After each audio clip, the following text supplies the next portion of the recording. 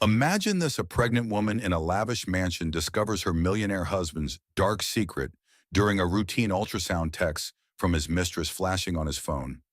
What starts as heartbreak spirals into a nightmare of bruises, betrayal, financial sabotage, and a ruthless campaign to destroy her life and steal their unborn child. But here's the twist: she fights back, uncovering a web of fraud, abuse, and hidden crimes that could topple an empire. Will she survive, or will the powerful forces against her win? Stay tuned for this gripping true story of resilience, revenge, and ultimate justice. You won't believe how it ends. If you're hooked, hit that like button. Drop a comment with your thoughts. Share this with someone who needs inspiration, and subscribe for more empowering tales. Let's dive in. The marble bathroom felt cold against Sofia Martinez's bare feet as she stood before the mirror at 3 in the morning. Rain pounded against the windows of their $3 million mansion, creating a symphony of chaos that matched the storm in her heart. Her hands trembled as she examined the purple bruises wrapping around her wrists like a twisted bracelet. 7 months pregnant and 38 years old, Sophia had never imagined she would become that woman. The woman who hides bruises. The woman who makes excuses. The woman who whispers to herself in empty bathrooms while her millionaire husband sleeps peacefully in their king-size bed. "I never thought I would be that woman," she whispered to her reflection, her voice barely audible above the storm outside. The phone in her hands felt heavy as she opened the camera app. The flash illuminated the bruises in stark detail, creating evidence of a truth she was finally ready to face. This pregnant wife had been betrayed in ways she was only beginning to understand. But let's go back to where it all began to unravel. Just 12 hours earlier, Sophia had been living what everyone believed was the perfect life. She woke up at 6:30 that Tuesday morning, her routine as polished as the marble countertops in their gourmet kitchen. Richard Blackwood, her husband of 8 years, preferred his breakfast at exactly 7:15. 2 eggs over easy, whole grain toast cut diagonally, fresh orange juice, and coffee with 1 sugar cube. Sophia had given up her marketing career 6 years ago when they started trying for a baby. After years of fertility struggles, expensive treatments, and heartbreak, this pregnancy felt like a miracle. At 38, she finally had everything she had dreamed of: a loving husband, financial security, and a baby on the way. As she prepared Richard's breakfast, her hand instinctively moved to her rounded belly. Their daughter would be born in just 2 months. They had already painted the nursery a soft lavender and chosen the name Isabella. Sophia spent hours reading What to Expect When You're Expecting, highlighting every page, preparing for motherhood with the same dedication she once brought to marketing campaigns. "Good morning, beautiful," Richard said, entering the kitchen in his perfectly pressed suit. At 45, he was still the charming tech millionaire who had swept her off her feet at a conference 9 years ago. His company, Black Tech Solutions, was about to go public, making them even wealthier than they already were. "Morning, honey," Sophia replied, serving his breakfast with the smile that had become second nature. "Don't forget we have the 20-week ultrasound today at 2. Richard paused, his fork halfway to his mouth. "The what?" "The ultrasound," Sophia repeated, trying to hide her disappointment. "We're finding out if Isabella is healthy. Remember, we've been planning this for weeks." "Right. Of course." He glanced at his phone, frowning. "I might be a few minutes late. The IPO meeting is running longer than expected." This was nothing new. Richard's company always came first, but Sophia had learned to accept it. After all, his success provided the life they lived. The house, the cars, the security. She told herself it was worth the loneliness. At 2:15 that afternoon, Sophia sat alone in the waiting room of Dr. Williams' office, watching other couples share the excitement of seeing their babies for the first time. She had called Richard twice, both calls going straight to voicemail. "Mrs. Blackwood." The nurse called her name, and Sophia followed her into the examination room, her heart heavy with familiar disappointment. Richard burst through the door just as Dr. Williams began the ultrasound. Sorry," He panted, sliding into the chair beside the examination table. Traffic was horrible. Sophia squeezed his hand as the doctor moved the wand across her gel-covered belly. The room filled with the rapid, whooshing sound of their daughter's heartbeat. "There she is," Dr. Williams announced, pointing to the screen. "Everything looks perfect. Strong heartbeat. Good size. No abnormalities detected." Tears of joy streamed down Sophia's face as she watched their daughter move on the screen. This was the moment she had dreamed of for years. She turned to share the joy with Richard, but he was staring at his phone, which had just lit up with a text message. The preview was visible from where Sophia sat. "Can't wait to feel you inside me again. Miss you so much, baby. E." The world stopped. The heartbeat on the monitor seemed to slow. The joy drained from Sophia's body like water from a broken vessel. "Richard," she whispered, but he was already sliding the phone into his pocket. "What?" he asked, looking up with the same charming smile he had given her every morning for 8 years. "Who's E?" The question fell from her lips before she could stop it. "Dr." Williams cleared his throat uncomfortably. "I'll give you two a moment," he said, stepping out of the room. Richard's face hardened. "What are you talking about?" "The text message. I saw it." Sophia's voice was stronger now, fueled by a surge of adrenaline that had nothing to do with pregnancy hormones. "You're being paranoid. Sophia. It was a work message." But even as he spoke, his phone buzzed again. This time he was quicker, but not quick enough. Sophia caught a glimpse of a name she didn't recognize: Elena Cross. The rest of the appointment passed in a blur. Dr. Williams returned, printed pictures of the ultrasound, and congratulated them on their healthy baby girl. Sophia nodded and smiled, but inside something fundamental had shifted. The perfect life she thought she was living had developed its first crack. In the parking lot, as rain began to fall, Sophia pulled out her own phone and searched for Elena Cross on social media. What she found made her stomach lurch. Elena Cross was 28 years old, beautiful in a way that Sophia had once been before pregnancy weight and stretch marks. She was Richard's executive assistant, according to her LinkedIn profile. Her Instagram was full of expensive dinners, designer clothes, and photos taken in locations that Sophia recognized. The rooftop bar where she and Richard had celebrated their anniversary last month. The exclusive restaurant where he claimed to have business dinners. The hotel lobby where his company supposedly held client meetings. Elena Cross had been living Sophia's life in parallel, and Sophia had been too trusting, too comfortable, too naive to see it. The pregnant wife betrayed by her millionaire husband sat in her luxury SUV in the doctor's parking lot, staring at photos of the other woman, feeling her perfect world crumble around her. The rain on the windshield blurred her vision, or maybe those were tears. She couldn't tell anymore. As she drove home through the storm, Sophia's mind raced with questions she was afraid to have answered. How long had this been going on? Did Elena know about the baby? Did Richard love her? Had he ever really loved Sophia? Or had she been nothing more than a placeholder until someone better came along? The mansion felt different when she walked through the front door. The marble floors that once spoke of success now felt cold and unwelcoming. The expensive artwork on the walls seemed to mock her. Even the nursery door, painted with little flowers she had so carefully chosen, felt like a reminder of her foolishness.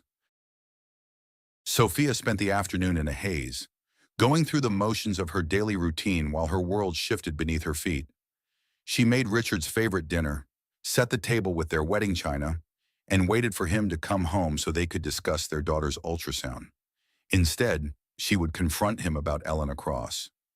Richard arrived home at 8:30, claiming the IPO meetings had run late. He kissed Sophia's cheek, complimented the dinner, and asked about the baby as if nothing had changed. "The doctor said everything looks perfect," Sophia replied, serving him the salmon she had prepared. "But I think we need to talk about something else." Richard looked up from his plate, and for just a moment, Sophia saw something flicker in his eyes. Fear, guilt. What about Elena Cross? The name hung in the air between them like a loaded weapon. Richard's fork clattered against his plate, and his face went through a series of expressions before settling on defensive anger. What about her? She's my assistant. Is that all she is?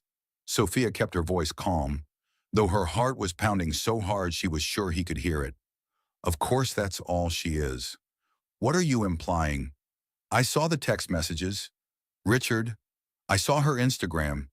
She's been to all the places you told me were business meetings. Richard stood up so quickly his chair scraped against the floor. You've been spying on me going through my phone. The message popped up during the ultrasound. I didn't go through anything. It was right there. You're being paranoid and jealous. This is exactly why I didn't want to hire a female assistant. But Elena is the best at what she does.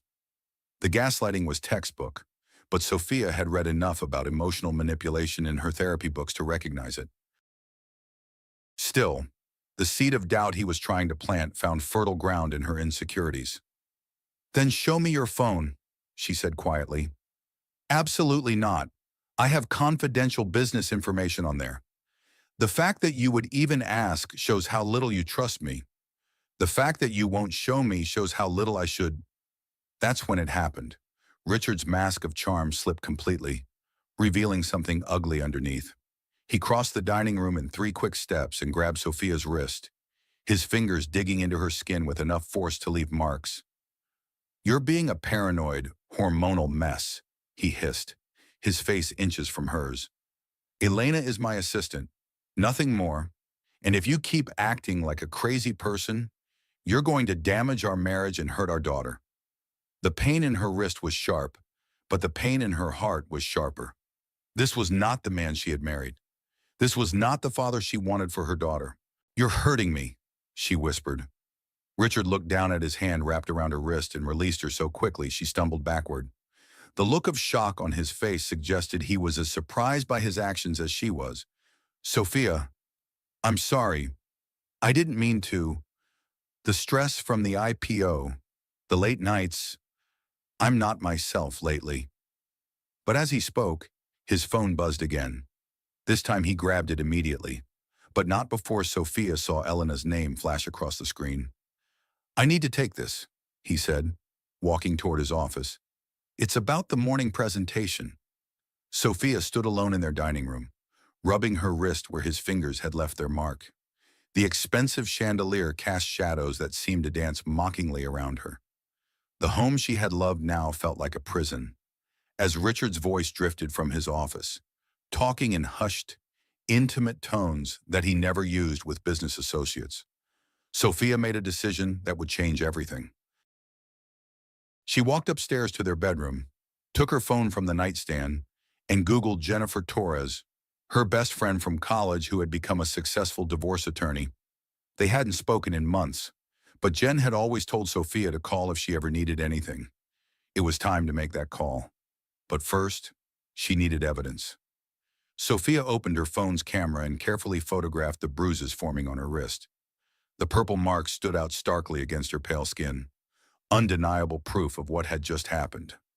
As she saved the photos, Richard's laughter echoed from downstairs. He was still on the phone with Elena, and whatever she was saying was making him happier than Sophia had seen him in months. The pregnant wife betrayed by her millionaire husband sat on the edge of their marriage bed, looking at pictures of her own bruises, listening to her husband laugh with another woman. The heartbreaking family drama that would define the next chapter of her life was just beginning. Thunder crashed outside as if the universe was acknowledging the storm that was about to break over the Blackwood mansion. Sophia placed her hand over her belly, feeling their daughter move restlessly inside her. I won't let him hurt us, she whispered to the baby. I promise. But as she prepared to make the call that would destroy her marriage, Sophia had no idea how much deeper Richard's betrayal ran, or how far he would go to protect his secrets. The rain continued to fall, washing away the last remnants of the perfect life Sophia thought she had been living. The phone call to Jennifer Torres was scheduled for the next morning, but Sophia barely slept. She lay awake listening to Richard's steady breathing, wondering how many nights he had fallen asleep thinking about Elena instead of her. The bruises on her wrist had darkened overnight, a purple reminder of how quickly her husband could transform from charming millionaire to something far more dangerous. Richard left for work at his usual time, kissing Sophia's forehead with the same casual affection he had shown for years. But now she noticed how his eyes didn't quite meet hers, how his smile seemed practiced rather than genuine. "I'll be late tonight," he said, adjusting his tie in their bedroom mirror. "The legal team wants to go over the IPO documents one more time." "Of course they do," Sophia replied, her voice carefully neutral. After he left, Sophia poured herself a cup of herbal tea and settled into the living room with her laptop. She had 8 hours before Richard returned, 8 hours to gather information and prepare for whatever came next. Elena Cross's social media profiles painted a picture of a woman living a life of luxury that should have been impossible on an assistant's salary. Designer handbags, expensive jewelry, first-class travel. The timeline was damning. Elena had started working for Richard 18 months ago, and the expensive lifestyle had begun shortly after. But it was the location tags that truly broke Sophia's heart.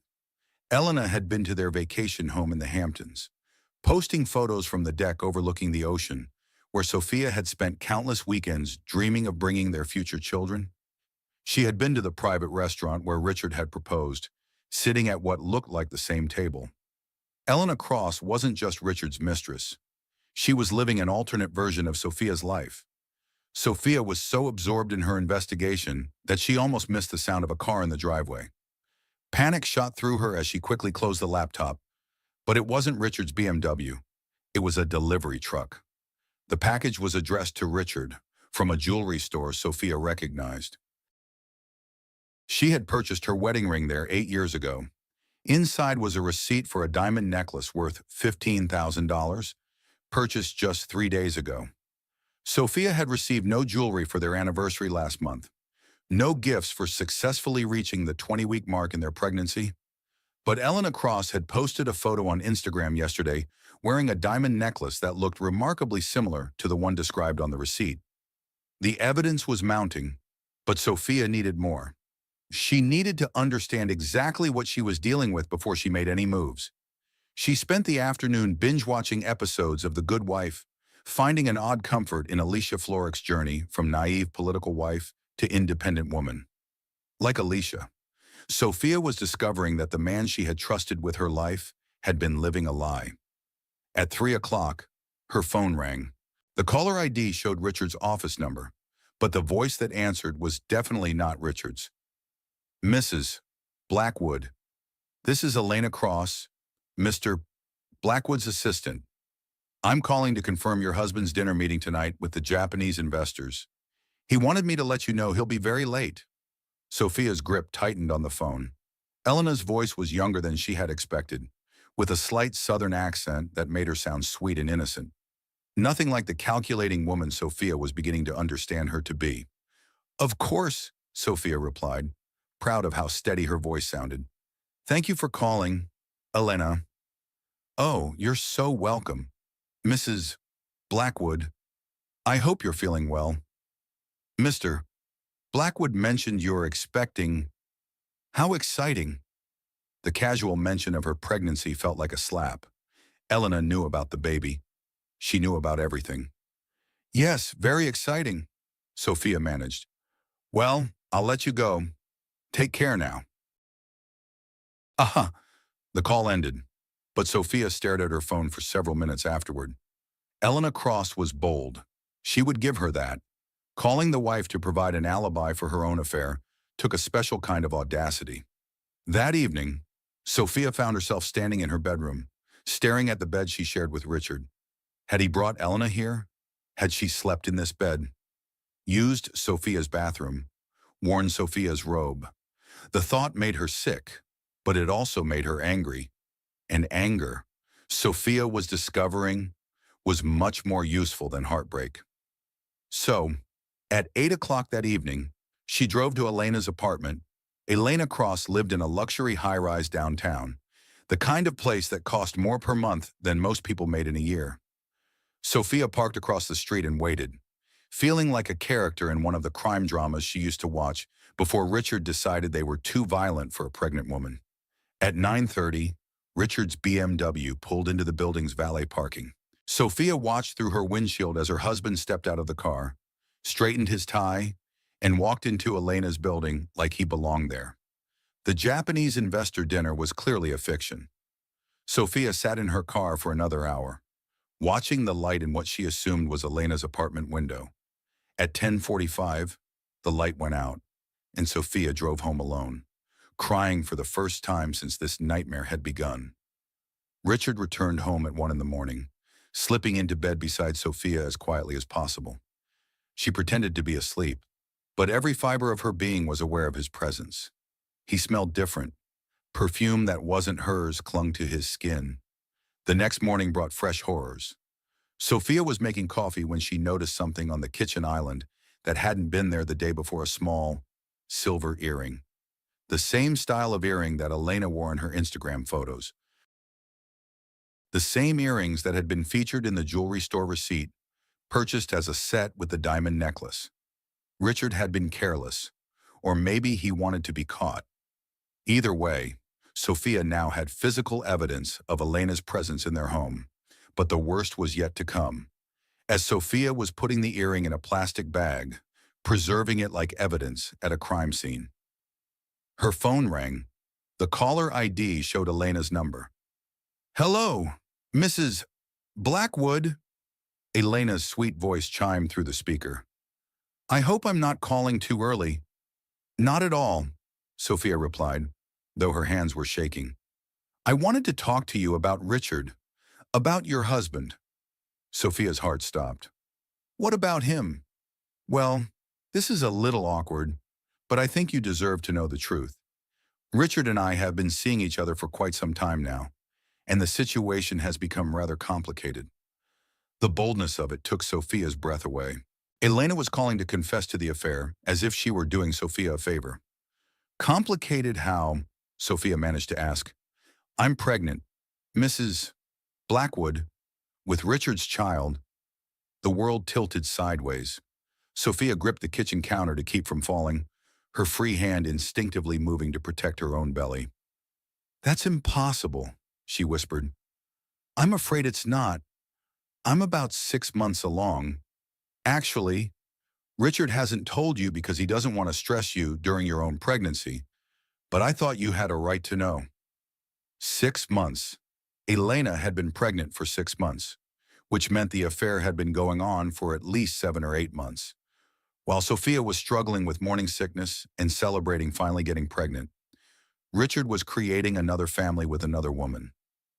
"Why are you telling me this?" Sophia asked, surprised she could still speak. "Because Richard is planning to leave you after your baby is born. He doesn't want the drama of a divorce to affect his IPO, but once the company goes public and the money is secured, he's going to file for divorce and marry me.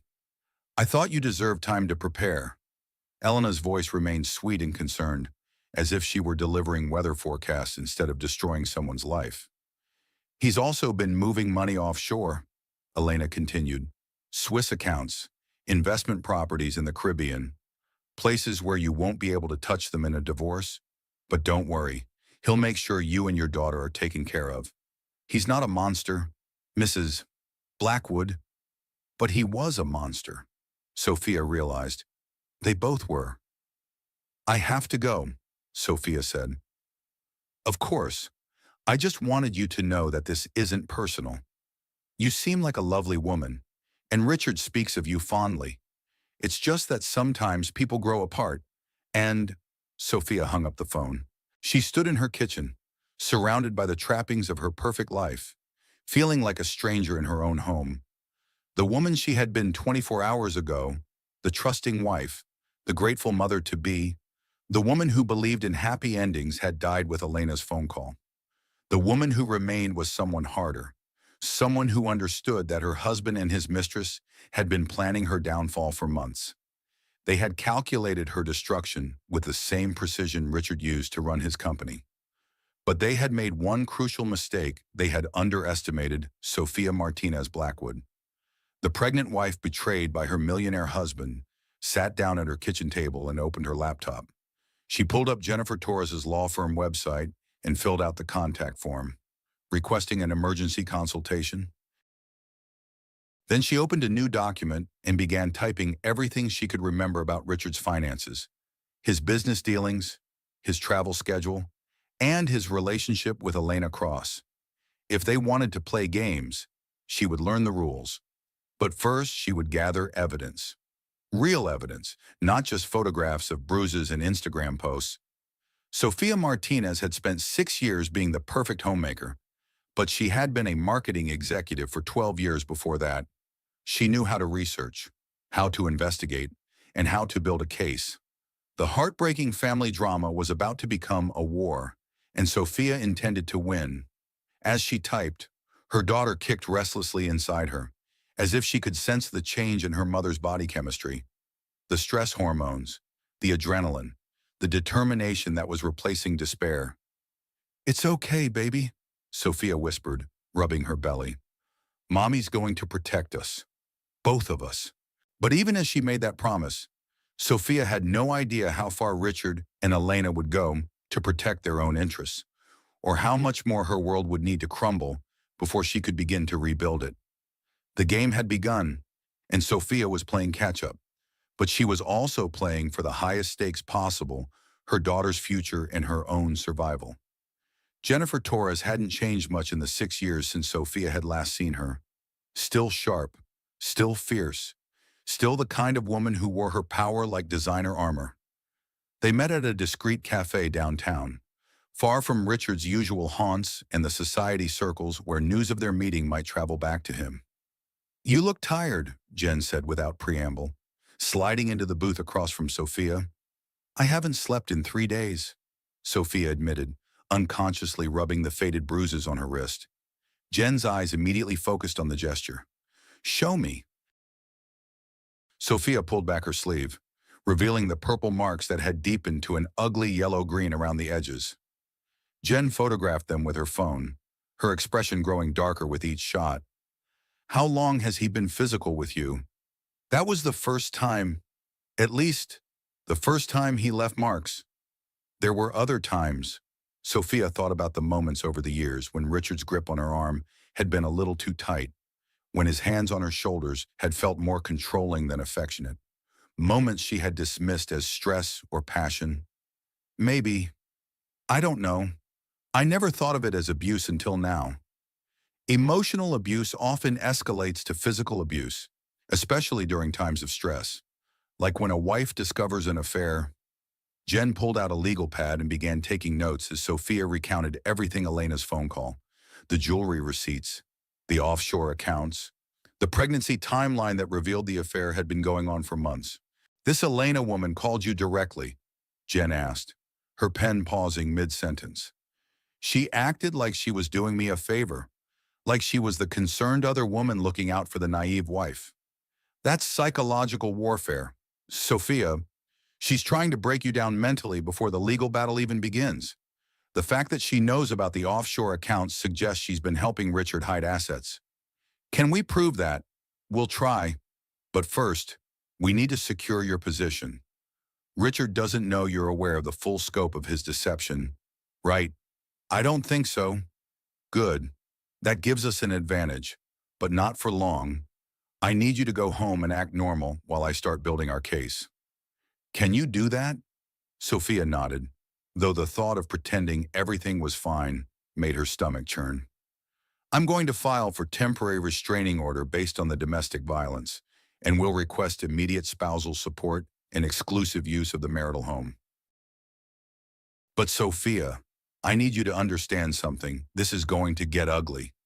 Richard has money and power, and men like him don't go down without a fight."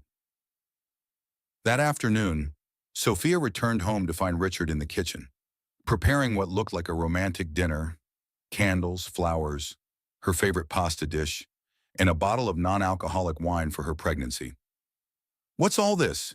she asked, genuinely confused. "I've been thinking about our conversation the other night, and you're right. I haven't been present enough during your pregnancy. The IPO stress has made me a terrible husband." Richard's charm was in full force, the same magnetic personality that had swept her off her feet 9 years ago. For a moment, Sophia almost believed him. Almost. "I've made us reservations at Piccolo Romano next Friday," he continued, naming the Italian restaurant where they had had their first date. "Just like when we first met. We can talk about baby names, plan the nursery, maybe even discuss that trip to Italy you've always wanted." The reference to Italy hit its target. Sophia had been dreaming of visiting Italy since college, inspired by reading Eat, Pray, Love. It was one of those someday dreams that married life and career had pushed to the back burner. "That sounds wonderful," Sophia heard herself saying. Richard smiled and pulled her into his arms, his hands resting gently on her belly. "I love you, Sophia. I love our family. I know I haven't shown it lately, but this IPO will change everything. We'll have more time together, more freedom to be the family we've always wanted to be."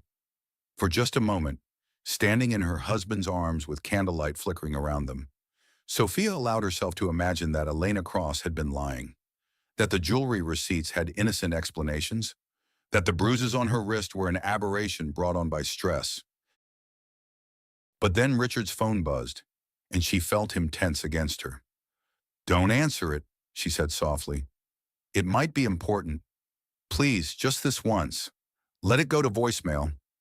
Richard hesitated, then kissed the top of her head. "You're right. Tonight is about us."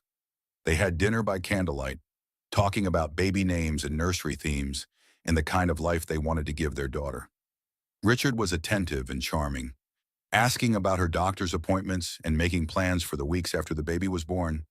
It felt like falling in love all over again. But at 10 o'clock, just as Sophia was beginning to believe in the possibility of reconciliation, Richard's phone rang with a call he couldn't ignore. "It's the office," he said apologetically. "There's been a problem with the Tokyo presentation. I'll make it quick." Sophia nodded and began clearing the dinner dishes. But Richard's end of the conversation was impossible to ignore. "I can't tonight. Something came up with Sophia." "No, I told you. We have to be careful until after the IPO. Elena, please, just give me a few more weeks." The fantasy shattered like crystal hitting marble. Sophia stood at the sink, her hands submerged in soapy water, listening to her husband make plans with his pregnant mistress, while the romantic dinner he had prepared for his wife grew cold on the table.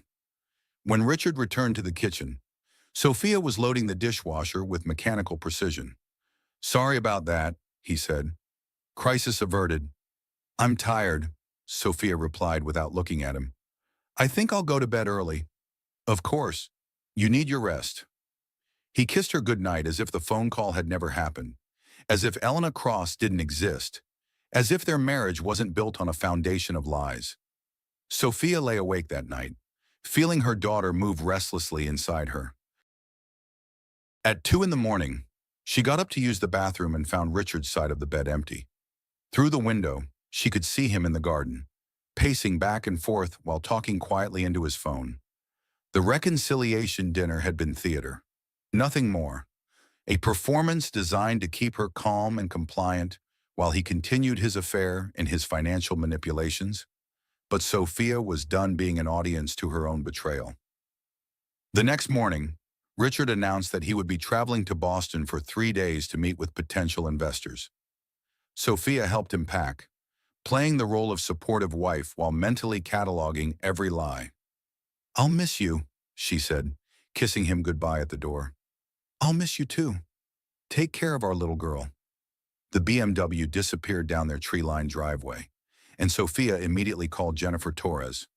"He's gone for 3 days," she reported. "Perfect.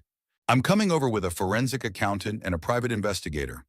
We're going to document everything in that house." Within 2 hours, Sophia's home was filled with professionals who treated her marriage like a crime scene. They photographed financial documents, copied computer files, and searched for evidence of Richard's hidden assets. "Your husband is smart," the forensic accountant, David Kim, told Sophia, "but he's not as smart as he thinks he is. He's left a digital trail that we can follow." The private investigator, Maria Santos, focused on Elena Cross. "She's been living beyond her means for over a year," Maria reported.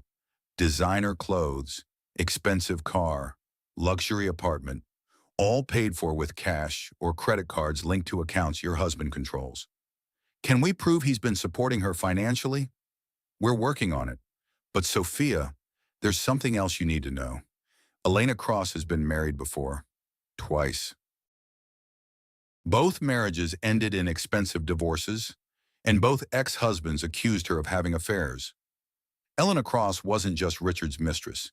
She was a professional mistress, someone who made a career out of destroying marriages for financial gain. There's more, Maria continued.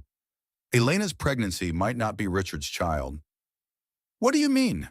She was seen with another man regularly until about 2 months ago, a married businessman who fits the same profile as your husband.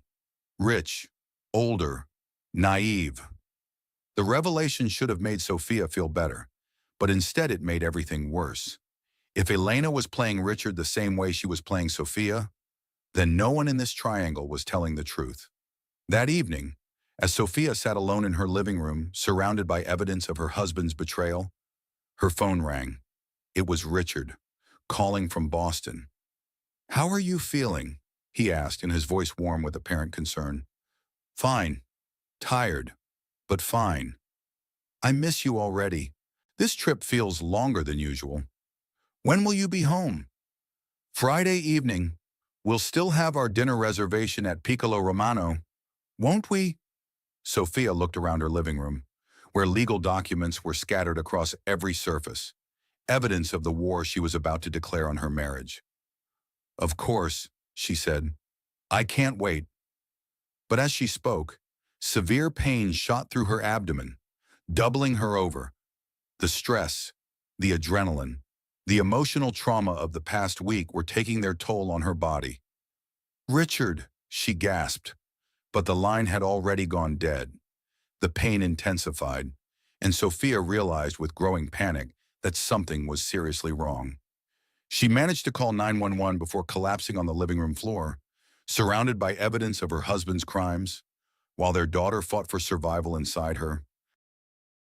As the ambulance sirens grew louder, Sophia's last coherent thought was that Richard had no idea his perfect plan was about to be destroyed by the very stress his betrayal had created. The pregnant wife betrayed by her millionaire husband was about to lose everything she had left to lose, but she was also about to discover reserves of strength she never knew she possessed. Sophia woke up in the hospital to the sound of machines beeping steadily around her. The room was stark white, a harsh contrast to the warm colors of her home. A blood pressure cuff squeezed her arm rhythmically, and wires connected her to monitors that tracked both her heartbeat and the baby's. "Mrs. Blackwood." A nurse appeared at her bedside, checking the IV line in her hand. "How are you feeling?" "The baby," Sophia whispered, her hand immediately moving to her belly. "The baby is fine," the nurse assured her. "But your blood pressure spiked dangerously high. We're monitoring you both very closely." Dr. Williams entered the room, his face serious. "Sophia, we need to talk about stress management. Your blood pressure reached levels that could be dangerous for both you and the baby. What's been going on at home?" Before Sophia could answer, Richard burst through the door, still wearing his travel clothes and looking genuinely panicked. "Sophia, thank God. I got here as fast as I could." He rushed to her bedside, taking her hand in his. "The hospital called me in Boston. I've been terrified." For a moment, seeing the fear in his eyes, Sophia almost forgot about Elena Cross and the offshore accounts and the lies that had led to this moment. Almost. "I'm okay," she said softly. "What happened? Were you lifting something heavy? Did you fall?" Dr. Williams cleared his throat. "Mr. Blackwood, your wife's condition appears to be stress-related. Severe emotional trauma can cause dangerous spikes in blood pressure during pregnancy." Richard's eyes flicked to Sophia's face, and she saw the exact moment when understanding dawned. He knew that she knew. "I see," he said carefully. "Well, whatever's causing the stress, we'll eliminate it immediately. Sophia's health and the baby's health are the only things that matter." But even as he spoke the right words, Sophia could see him calculating, planning, trying to figure out how much she had discovered and how much damage control he would need to do. That night, while Richard slept in the uncomfortable hospital chair beside her bed, Sophia overheard him talking quietly on his phone in the hallway. "Elena, I can't talk about this right now. Sophia is in the hospital. Yes, it's stress-related, which means she knows something. I don't know how much. We need to accelerate our timeline. The IPO goes public in 6 weeks. After that, it won't matter what she knows." Sophia closed her eyes and pretended to sleep, but every word burned into her memory.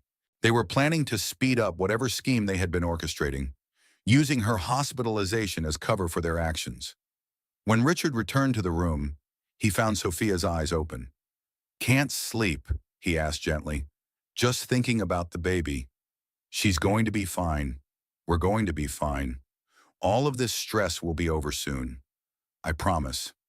But his promise felt more like a threat. The next morning, Jennifer Torres arrived at the hospital carrying a briefcase and wearing her most serious expression. "I need to speak with my client privately," she told Richard. "I don't think this is the time for business discussions," Richard replied, his charm sliding into place. "Sophia needs rest, not more stress. Actually, Mr. Blackwood, this conversation might reduce her stress significantly. Would you mind giving us a few minutes?" Richard hesitated, clearly not wanting to leave Sophia alone with an attorney, but he couldn't object without seeming suspicious. "I'll be right outside," he said, kissing Sophia's forehead before reluctantly leaving the room. "We have a problem," Jen said immediately after the door closed. "Richard filed for divorce yesterday." Sophia's heart rate monitor began beeping faster. "What?" "He's claiming that you've become emotionally unstable during the pregnancy and that he fears for his safety. He's requesting immediate custody of the unborn child and exclusive use of the marital home." "He can't do that. He's already done it, and there's more. He's frozen all your joint accounts, claiming you've been making suspicious large withdrawals. He's also obtained a restraining order against you, claiming you've been harassing Elena Cross." The machine monitoring the baby's heartbeat began alarming, and nurses rushed into the room. Sophia's blood pressure had spiked again, and the baby was showing signs of distress. "Everyone out," Dr. Williams ordered, pushing Jen and Richard from the room as medical staff surrounded Sophia's bed. For the next hour, Sophia lay perfectly still while doctors worked to stabilize her condition and monitor the baby. The stress of learning about Richard's preemptive legal strike had pushed her body to its limits. When she was finally stable, Dr. Williams approached her bed with a serious expression. "Sophia, I'm going to be direct with you. Whatever is happening in your personal life needs to be resolved immediately. Another episode like this could result in premature labor or other serious complications. I understand. I'm recommending complete bed rest for the remainder of your pregnancy. No stress, no drama, no major life decisions. Your body and your baby can't handle any more trauma." But as Dr. Williams spoke, Sophia could see Richard through the glass window, talking animatedly with a man in an expensive suit who could only be his attorney. They were planning their next move while she lay helpless in a hospital bed. That afternoon, a court officer arrived at the hospital with official papers. Richard's legal team had moved with military precision, filing motions and restraining orders designed to paint Sophia as an unstable woman who posed a danger to her unborn child. "Mrs. Blackwood," the officer said formally, "you're being served with divorce papers and a temporary restraining order. You're prohibited from contacting Mr. Blackwood except through attorneys, and you're prohibited from entering the marital home without supervision." Sophia took the papers with trembling hands. Her own home, the nursery she had so carefully prepared for their daughter, was now off limits to her. "Where am I supposed to go when I'm discharged?" "That's not my concern, ma'am. I'm just serving the papers." After the officer left, Sophia called her mother from the hospital phone. "Mom, I need help." Carmen Martinez had been waiting for this call for 8 years, ever since Sophia had married Richard Blackwood and gradually distanced herself from her family and friends. Carmen had never trusted Richard's charm, had always sensed something calculating beneath his perfect facade. "Pack nothing," Carmen said immediately. "I'm driving up from Phoenix tonight. You're coming home with me until this mess gets sorted out. But the baby will be fine. We've been raising babies in the Martinez family for generations, without marble bathrooms and trust funds. You just worry about staying healthy." That evening, as Sophia lay in her hospital bed, she scrolled through social media and discovered that Elena Cross had posted a photo of herself at a press conference for Richard's company. She was standing beside him, her pregnancy clearly visible in a designer dress, her hand resting protectively on her belly. The caption read, "So proud to support the amazing team at Black Tech Solutions as we prepare for our IPO. Exciting times ahead." Elena wasn't hiding anymore. She was positioning herself as Richard's new partner, both professionally and personally, while Sophia was painted as the unstable ex-wife who couldn't handle her husband's success. The comments on the post were devastating. People who had attended Richard and Sophia's wedding, who had sent congratulations when they announced their pregnancy, were now posting supportive messages for Richard and Elena. "She's glowing. You two make such a beautiful couple. So happy Richard found someone who truly understands his vision. Good luck with your new family." Sophia's social media profiles had been overwhelmed with cruel comments and messages calling her a crazy ex-wife and worse. Someone had leaked details of her hospitalization, her restraining order, and her mother's working-class background in Phoenix. The narrative being constructed was clear. Richard Blackwood, brilliant tech entrepreneur, had been trapped in a marriage with an unstable woman who couldn't handle his success. Elena Cross, young and supportive and carrying his child, represented his chance at happiness. Sophia's phone buzzed with a text from an unknown number. "Stop fighting this. Richard never loved you the way he loves me. Take the settlement he's offering and disappear. It's better for everyone, especially your daughter." Elena Cross wasn't content with stealing Sophia's husband and her life. She wanted Sophia to surrender completely, to accept defeat and exile without a fight. But as Sophia lay in that hospital bed, surrounded by machines that measured every beat of her heart and every movement of her child, she made a decision that would define the rest of her life. She wasn't going to disappear. She wasn't going to take whatever settlement Richard offered. She was going to fight for her daughter's future and her own dignity, no matter what it cost her. The pregnant wife betrayed by her millionaire husband deleted the cruel text message without responding. Instead, she called Jennifer Torres. "Jen, I need you to understand something. I don't care how ugly this gets. I don't care how much money Richard has or how many people he turns against me. I'm not backing down." "Good," Jen replied, "because I've been digging deeper into Richard's finances, and what I've found is going to change everything. He's not just hiding money, Sophia. He's been embezzling from his own company to fund his lifestyle and Elena's expenses. The IPO he's so excited about is built on fraudulent numbers." For the first time since this nightmare began, Sophia smiled. "Can we prove it? We're going to try, but first, we need to get you out of that hospital and somewhere safe. Richard's legal team is going to come at you with everything they have, and we need to be ready for war." As Sophia packed her few belongings to leave with her mother, she looked out the hospital window at the city lights below. Somewhere out there, Richard and Elena were celebrating what they thought was their victory. They had no idea that their perfect plan was about to collide with the determination of a woman who had finally learned to fight for herself. The heartbreaking family drama was entering its most dangerous phase, but Sophia was no longer the naive victim she had been a week ago. She was becoming something far more dangerous, a woman with nothing left to lose and everything to fight for. Moving back to her childhood home in Phoenix felt like admitting defeat, but Sophia had no choice. The house she had grown up in seemed impossibly small after 8 years in Richard's mansion, but her mother's embrace felt like safety for the first time in months.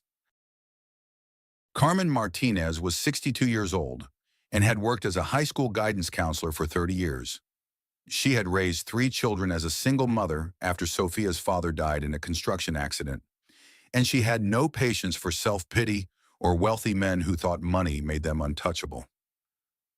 "Mija, you look terrible," she said, helping Sophia settle into her old bedroom.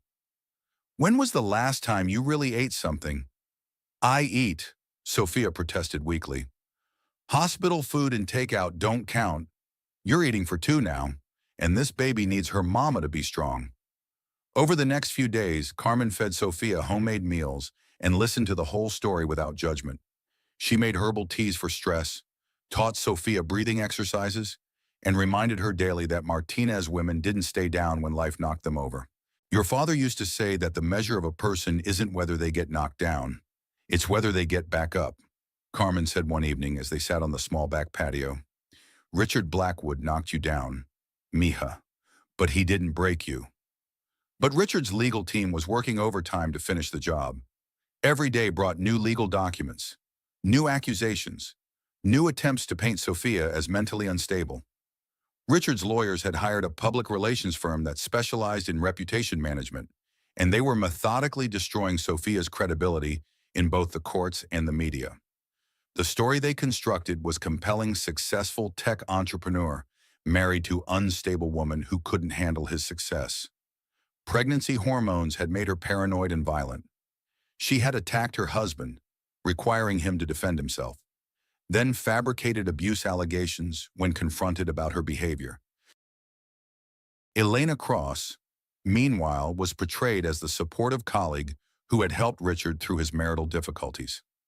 Her pregnancy was presented as evidence of Richard's commitment to moving forward with his life after his marriage had become untenable. The Phoenix community Sophia had grown up in rallied around her, but their support couldn't match the reach of Richard's professional campaign. Social media was relentless. Someone had created fake accounts in Sophia's name, posting inflammatory comments and conspiracy theories that made her look unhinged. Her old high school friends received messages claiming to be from Sophia, full of bitterness and rage that sounded nothing like her actual voice. Former colleagues from her marketing days were contacted by people claiming to be investigative journalists, fishing for negative stories about Sophia's professional competence. The most devastating blow came 3 weeks after she arrived in Phoenix. Sophia woke up to find her phone flooded with notifications. During the night, someone had leaked her private therapy session notes to a gossip blog. Dr.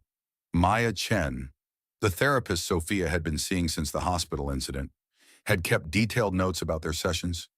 Someone had obtained them illegally and shared them with a media outlet that specialized in celebrity scandals. The blog post was titled "Tech Mogul's Ex-Wife's Therapy Sessions Revealed Disturbing Pattern of Delusions and Paranoia." Sophia's most private thoughts, her fears about her changing body during pregnancy, her insecurities about being replaced by a younger woman, her struggles with depression and anxiety, were now public entertainment. The comments were brutal. "No wonder he left her. She sounds completely crazy. Poor guy was probably afraid for his life. This is what happens when gold diggers don't get their way. She's lucky he's being so generous with the settlement." Most men would leave her with nothing. Sophia sat in her childhood bedroom, reading strangers dissect her mental health and judge her worthiness as a wife and mother. The violation felt almost physical, as if they had stripped her naked in a public square. But the worst part was the professional analysis included with the leaked therapy notes. A psychiatrist who had never met Sophia had reviewed her sessions and concluded that she showed signs of pregnancy-induced psychosis and posed a potential risk to her unborn child. Within hours, Richard's legal team had filed motions to have Sophia's parental rights evaluated by the court. They wanted a psychological evaluation, supervised visitation, and court-appointed guardianship for the baby. Jennifer Torres drove to Phoenix immediately. "This is bad," she said without preamble. "Leaking therapy notes is illegal, but the damage is done. The court is going to order a psych evaluation, and with this narrative already established, you're going to be fighting an uphill battle." "How did they get the notes?" "We're investigating, but I suspect Elena Cross has connections we don't know about. She's been one step ahead of us throughout this process." That afternoon brought another devastating revelation. Maria Santos, the private investigator, called with news that made Sophia feel physically sick. Elena Cross has been documenting everything, Maria reported. She's been recording phone calls, taking photos, collecting evidence for months. She recorded the conversation where she told you about her pregnancy, and she's edited it to make you sound threatening and unstable. What do you mean? She baited you into asking questions about Richard's finances and then edited your responses to make it sound like you were planning to hurt her or the baby. The edited recording makes you sound like you're making violent threats. Sophia tried to remember the conversation, but the trauma of that day had made many details fuzzy. She remembered feeling shocked and betrayed, but had she said anything that could be twisted into a threat? There's more, Maria continued. Elena has been building a case against you for months. She has photos of you following her, documentation of you researching her online, recordings of you asking questions about Richard's business.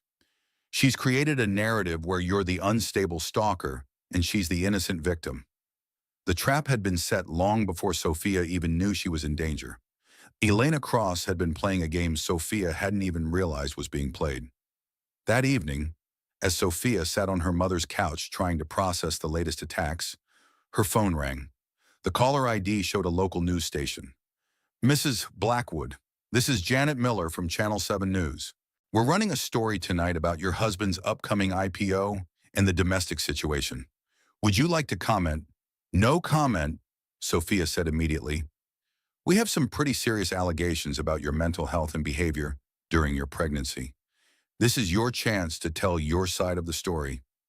Sophia hung up, but the damage was already done. The local news was picking up the story, which meant it would soon go national. That night, the Channel 7 Evening News led with a story about Richard Blackwood's successful tech company and his troubled personal life. They interviewed Elena Cross, who appeared on camera looking professional and sympathetic.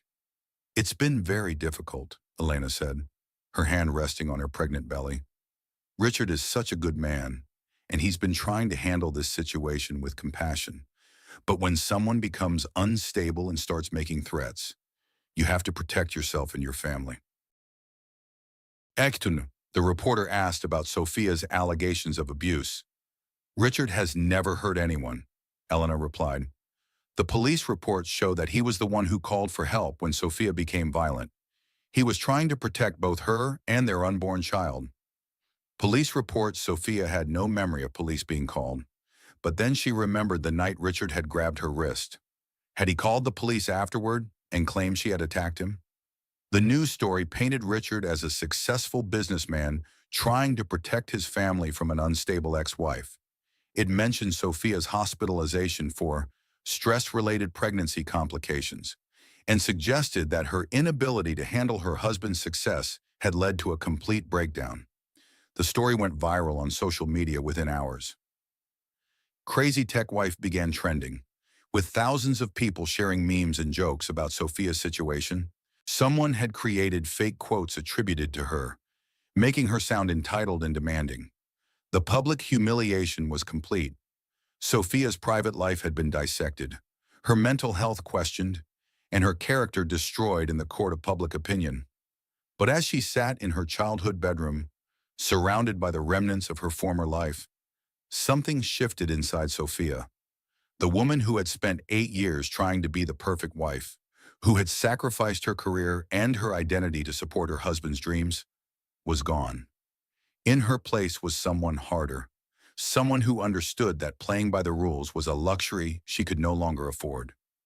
Sophia opened her laptop and began typing. If Elena Cross and Richard Blackwood wanted to play in the public arena, she would meet them there, but she would play by different rules, rules they wouldn't expect from the unstable ex-wife they had created in their narrative. The pregnant wife betrayed by her millionaire husband was about to stop being a victim and start being a survivor. The heartbreaking family drama was entering its most public and brutal phase, but Sophia was finally ready to fight back with everything she had learned about media manipulation during her marketing career. The war was far from over, and Sophia intended to win. At 32 weeks pregnant, Sophia Martinez Blackwood sat in a government office in Phoenix, filling out paperwork for state medical assistance. The irony wasn't lost on her 6 months ago. She had been living in a $3 million mansion, and now she was applying for Medicaid to cover her prenatal care. Richard's financial warfare had been methodical and complete. Every joint account was frozen pending the divorce proceedings. The credit cards had been canceled. Even her cell phone plan had been terminated, forcing her to buy a prepaid phone from a convenience store. Next, called the caseworker, a tired-looking woman who had probably seen thousands of pregnant women in similar situations. Sophia gathered her documents and approached the window, feeling the weight of every person in the waiting room staring at her. She had been recognized twice that morning, once by someone who took her photo while she waited in line at the WIC office, and once by a woman who loudly whispered to her companion about the crazy tech wife she had seen on the news. First time applying, the caseworker asked, reviewing Sophia's paperwork. Yes. Says here you were previously covered under your husband's employer insurance. What changed? We're getting divorced. The caseworker's expression softened slightly. I see. Well, your pregnancy qualifies you for emergency coverage, so we can get you approved quickly. Do you have a place to stay? I'm living with my mother. Good. And you're 32 weeks along. You'll need to establish care with a local OB immediately. The baby could come early with this much stress. Stress. Everything came back to stress. The leak therapy notes had detailed Sophia's anxiety about her changing body, her fears about single motherhood, her panic attacks in the middle of the night when she couldn't feel the baby moving. Now those private fears were public knowledge, dissected by strangers who had never carried a child or lost everything they thought was permanent. After the government office, Sophia had an appointment with Dr. Sarah Reeves, a local obstetrician who had agreed to see her despite the media attention surrounding her case. Your blood pressure is still elevated, Dr. Reeves said, reviewing the test results. And you've lost weight since your last visit. That's concerning at this stage of pregnancy. I haven't had much appetite. Sophia, I need to be direct with you. The stress you're under could trigger premature labor. Your body is operating in crisis mode, and that's not sustainable for another 8 weeks. What am I supposed to do? I can't control what's happening in my life right now. You can control how you respond to it. Have you considered therapy? Sophia almost laughed. My therapy notes were leaked to the media and used against me in court. I'm not sure I trust the confidentiality of therapeutic relationships anymore. I understand your hesitation, but there are therapists who specialize in high-conflict divorce situations. They understand the legal implications and take extra precautions with documentation. That afternoon, Sophia found herself in the office of Dr. Maya Chen, a psychiatrist who specialized in trauma therapy for women. Dr. Chen's office was small and comfortable, a stark contrast to the sterile elegance of the specialists Sophia had seen during her marriage. I've reviewed your case, Dr. Chen said gently. What was done to you, the leak of your private therapy notes, was a serious violation. It was also illegal, and the therapist who originally treated you is facing professional sanctions. It doesn't matter. The damage is done.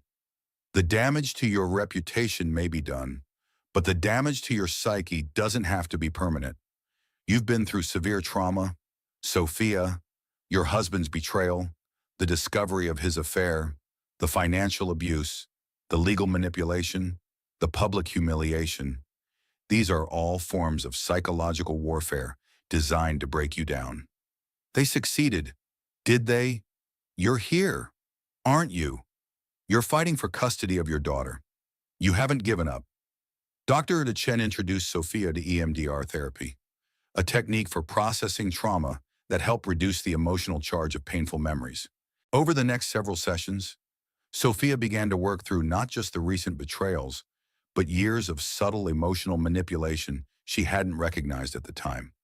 Richard's control was incremental, Dr. Chen explained. He isolated you from your career, your friends, your family.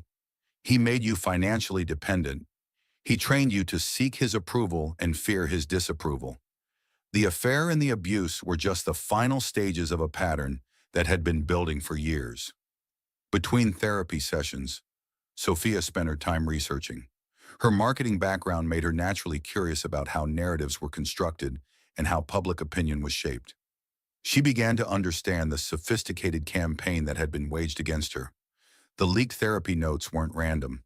They had been strategically released to coincide with key court filings. The social media attacks followed patterns consistent with professional reputation management firms. Even the timing of Elena's media appearances had been carefully orchestrated to maximize damage to Sophia's credibility. "They're treating this like a political campaign," Sophia told Jennifer Torres during one of their strategy sessions. "Elena isn't just Richard's mistress. She's running his public relations." "We've reached the same conclusion," Jen replied. "Elena Cross has connections to a PR firm that specializes in corporate crisis management. They've handled several high-profile divorce cases where wealthy men needed to manage negative publicity. So this is what she does. She breaks up marriages for a living. It's looking that way. We're investigating two other cases where Elena was involved with married executives who later divorced their wives under similar circumstances." The revelation should have made Sophia feel vindicated, but instead it made her angrier. She and her daughter were just collateral damage in Elena's professional advancement. That night, alone in her childhood bedroom, Sophia made a decision that would change everything. She opened her laptop and began to write. Not a legal document or a press release or a response to the attacks against her. She wrote her story, from the beginning, in her own words. She wrote about the young marketing executive who had fallen in love with a charming entrepreneur, about the woman who had gladly given up her career to support her husband's dreams, about the fertility struggles, the pregnancy that felt like a miracle, and the ultrasound appointment where her world had collapsed. She wrote about the bruises on her wrist, the offshore accounts, the jewelry receipts, and the phone call from a pregnant mistress who spoke as if she were doing Sophia a favor. She wrote about the hospital bed where she had learned that her husband was already planning her destruction, and the moment she realized that the man she had loved for 8 years had never really existed. But most importantly, she wrote about the daughter growing inside her, and the promise she had made to protect them both. When she finished, the blog post was 3,000 words long. It was raw, honest, and completely different from the narrative that had been constructed about her in the media. Sophia created a simple blog on a free platform and published the post with the title, "My name is Sophia Martinez, and this is my truth." She shared it on her social media accounts, sent the link to the few friends who had remained loyal, and then she waited. Within 6 hours, the post had been shared 10,000 times. Within 12 hours, it had been picked up by major news outlets. Within 24 hours, Sophia's phone was ringing constantly with interview requests. But more importantly, it was ringing with calls from other women who had been through similar experiences. "I went through the same thing 15 years ago," one woman said. "They made me look crazy too, but I survived, and so will you." "My ex-husband used the same tactics," said another. "Thank you for speaking out. You're giving voice to women who never had the courage." The response wasn't universally positive. Richard's supporters attacked the blog as manipulation and attention-seeking. Elena Cross appeared on a morning talk show to express her concern for Sophia's mental health and her decision to exploit her pregnancy for sympathy. But something had shifted in the public narrative. The one-sided story of the crazy ex-wife was being challenged by a more complex truth, and people were beginning to ask questions about the wealthy man who seemed to have unlimited resources to destroy his pregnant wife's reputation. Most importantly, other people began to investigate Elena Cross independently. Social media users discovered her previous marriages, her pattern of targeting wealthy men, and the suspicious timing of her various relationships. The professional mistress who had seemed so untouchable was suddenly facing scrutiny of her own. 2 weeks after Sophia published her blog post, Maria Santos called with breakthrough news. "We found it," she said excitedly. "The connection we've been looking for. Elena Cross isn't just working with a PR firm. She owns part of it. This whole operation, targeting wealthy men, breaking up their marriages, and managing the publicity. It's a business model. Can we prove it? We're working on it. But Sophia, there's something else. Richard's company is in trouble. The IPO has been delayed indefinitely because the SEC is investigating irregularities in their financial reporting. For the first time in months, Sophia smiled. What kind of irregularities? The kind that suggest Richard has been embezzling from his own company to fund his lifestyle and Elena's expenses? The kind that could result in criminal charges? The pregnant wife betrayed by her millionaire husband was about to become something far more dangerous, a woman who had found her voice and learned to use it. The heartbreaking family drama was entering its final phase, but Sophia was no longer just a victim fighting for survival. She was a survivor fighting for justice, and she was winning. The call came at 6 in the morning on a Tuesday in October. Sophia was 36 weeks pregnant and had barely slept, her daughter seemingly determined to practice soccer moves against her ribs all night long. The phone number was unfamiliar, but Sophia had learned to answer every call since her blog post had gone viral. Mrs. Blackwood, this is Agent Sarah Rodriguez with the Securities and Exchange Commission. We need to talk. Sophia sat up in bed, suddenly wide awake. About what? About your husband's company and some financial irregularities we've discovered. Can you meet us today? 3 hours later, Sophia sat in a conference room at the Phoenix FBI field office, surrounded by federal agents and forensic accountants who treated her like a key witness rather than a victim. The transformation was startling. Agent Rodriguez was a woman in her 40s with sharp eyes and the kind of confidence that came from years of putting wealthy criminals in prison. She laid out financial documents across the table, like cards in a poker game. BlackTech Solutions has been operating essentially as Richard Blackwood's personal bank account, Agent Rodriguez explained. Money goes in from investors and clients, and then gets diverted to shell companies, offshore accounts, and personal expenses. Including Elena Cross's expenses, Sophia asked. Elena Cross has received over $2 million in payments disguised as consulting fees over the past 18 months. She's been paid more than most corporate executives for doing essentially nothing. David Kim, the forensic accountant Jennifer Torres had hired, was also present. He had been working with the federal investigators to trace Richard's financial crimes. Your husband is smart, but he got sloppy, David explained. He used company funds to buy Elena's apartment, her car, her jewelry, even her medical expenses for the pregnancy. He created false invoices and fake contracts to justify the payments. What does this mean for the divorce case? Agent Rodriguez leaned forward. It means your husband is facing federal charges for securities fraud, wire fraud, and embezzlement. It also means that all those assets he's been hiding from you were purchased with stolen money. The irony was stunning. Richard had been portraying himself as a successful businessman betrayed by his unstable wife.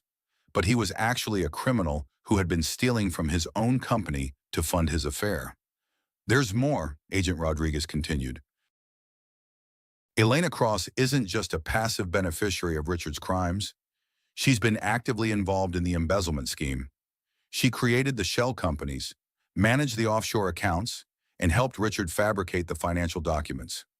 So she's going to be charged too. We believe so. But Elena Cross has a history of cooperation with law enforcement when her own interests are threatened. She's already reached out to us through an attorney, suggesting she might be willing to testify against Richard in exchange for a plea deal. The woman who had destroyed Sophia's marriage was now preparing to destroy Richard as well. Elena Cross was exactly what Sophia had suspected, a professional predator who moved from victim to victim, leaving destruction in her wake. Over the next few days, the story exploded across financial news networks. BlackTech Solutions' IPO was officially canceled.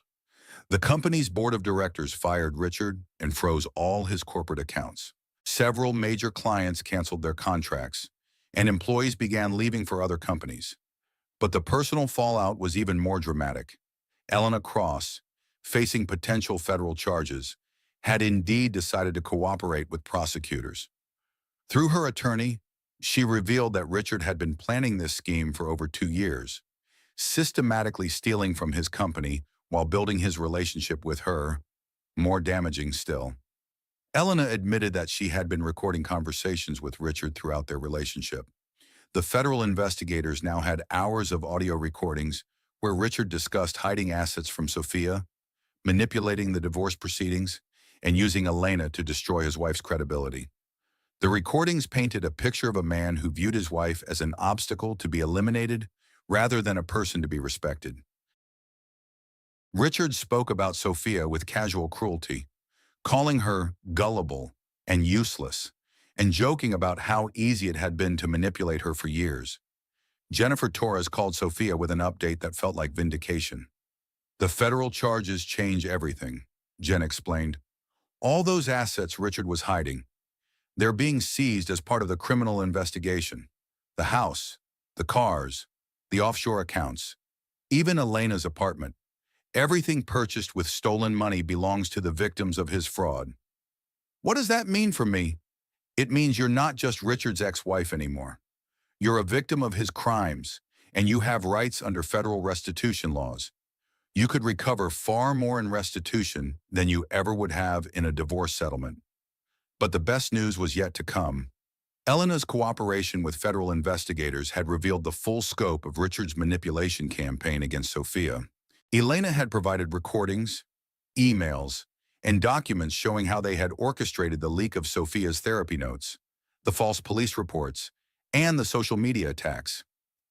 "Everything they did to you was planned and coordinated," Jen explained. "The restraining orders, the custody challenges, the public humiliation, all of it was designed to break you down and make you accept whatever settlement Richard offered. Can we use this in the custody case? Better than that, the family court judge has reviewed the federal evidence and dismissed all of Richard's motions. The restraining orders have been vacated, the custody challenges have been thrown out, and Richard's parental rights are now being questioned."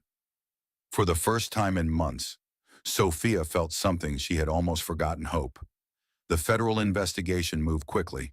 Within 2 weeks, Richard Blackwood was arrested at his office and charged with multiple felonies. The images of him being led away in handcuffs made the front page of newspapers across the country. Elena Cross was arrested the same day, though she was released on bail pending her cooperation with prosecutors. The local news stations that had previously portrayed Sophia as an unstable ex-wife now scrambled to interview her as the victim of an elaborate criminal conspiracy. The narrative had completely reversed. "How does it feel to be vindicated?" asked Janet Miller, the same reporter who had ambushed Sophia months earlier. "It doesn't feel like vindication," Sophia replied carefully. "It feels like justice, not just for me, but for all the women who have been systematically destroyed by men who have the resources to manipulate the legal system and the media." Sophia's blog, which she had continued updating throughout the investigation, became a resource for other women facing similar situations. She wrote about recognizing the signs of financial abuse, understanding legal manipulation tactics, and finding the strength to fight back against seemingly impossible odds. The response was overwhelming. Women from across the country shared their own stories of wealthy ex-husbands who had used their resources to destroy them in divorce proceedings. Lawyers began reaching out, offering to represent similar cases pro bono. Journalists started investigating other high-profile divorces where women had been painted as unstable while their husbands' crimes were overlooked. But perhaps the most satisfying response came from Richard himself, through his attorney. Richard Blackwood requested a meeting with Sophia to discuss a potential plea agreement that would require her cooperation. The meeting took place in the federal building in Phoenix, with Sophia's attorney, federal prosecutors, and Richard's legal team present. Richard looked nothing like the confident millionaire who had grabbed her wrist in their dining room 9 months ago. He was pale, thin, and wore an Orange County jail jumpsuit. "Sophia," he said when she entered the room, "I want you to know how sorry I am. I never meant for things to go this far." But Sophia was no longer the woman who had once sought his approval. The months of betrayal, manipulation, and public humiliation had burned away everything soft and naive about her. "You're not sorry for what you did, Richard. You're sorry you got caught. The federal prosecutors want me to cooperate in other cases, to help them identify other executives who might be engaged in similar schemes. If I cooperate, I might avoid a lengthy prison sentence." "What does that have to do with me?" "They want you to support my cooperation agreement, to make a statement about how my actions affected you and our family. Your word carries weight now, especially after everything you've been through." Sophia looked at the man who had once been her husband, who was now asking her to help him avoid the full consequences of his crimes. "No," she said simply. "Sophia, please, think about our daughter. She needs her father. Our daughter needs to grow up knowing that actions have consequences, that people who steal and lie and manipulate others face justice for their crimes, that women don't have to accept abuse just because their abusers are wealthy and charming." Richard's face hardened, revealing glimpses of the man who had tried to destroy her reputation and steal her child. "You're making a mistake. I could have given you everything. Now you'll have nothing." But Sophia smiled as she stood to leave the room. "I have everything that matters. Richard, I have my daughter, my integrity, and my freedom. You have nothing but the consequences of your choices." As Sophia walked out of the federal building, 8 months pregnant and finally free from the man who had tried to destroy her, she felt her daughter kick strongly inside her. The pregnant wife betrayed by her millionaire husband had become something far more powerful, a survivor who had learned to fight for herself and others. The heartbreaking family drama was nearing its conclusion, but Sophia's story was just beginning. The courtroom was packed with reporters, federal agents, and supporters who had followed Sophia's story since her blog post had gone viral 6 months earlier. At 38 weeks pregnant, Sophia could barely fit behind the plaintiff's table, but she insisted on being present for Richard's sentencing hearing. Judge Patricia Hernandez had a reputation for tough sentences in white-collar crime cases, and she had clearly studied every detail of Richard Blackwood's case. "Mr. Blackwood," Judge Hernandez began, "in 30 years on the bench, I have rarely seen such a calculated and comprehensive scheme to defraud investors while simultaneously destroying an innocent woman's life and reputation."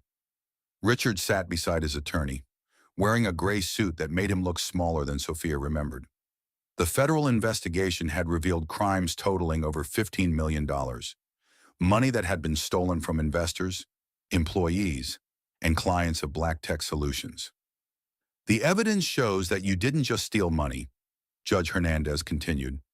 "You used that stolen money to fund an elaborate campaign of psychological warfare against your pregnant wife.